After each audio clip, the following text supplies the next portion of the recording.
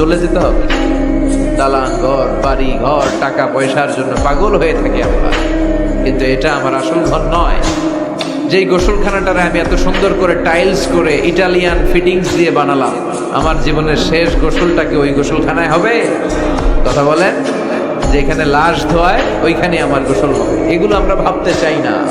কবরের জীবনটা আসল জীবন। বিশ্বনবী দোয়া করতেন, আল্লাহুম্মা ইন্না নাউযু বিকা মিন আযাবিল কবর।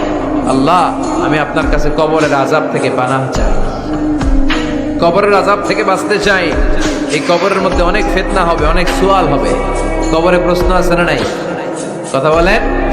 প্রথম প্রশ্ন জিজ্ঞেস করা হবে, মার রব্বুক, তোমার রব কে? বলেন, আমাদের রব কে? ওমা দীনুক, তোমার ধর্ম কি?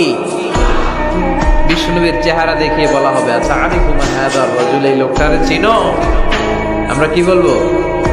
আমরা চিনি, উনি আমাদের প্রিয় রাসূল মুহাম্মদুর রাসূলুল্লাহ সাল্লাল্লাহু আলাইহি ওয়াসাল্লাম।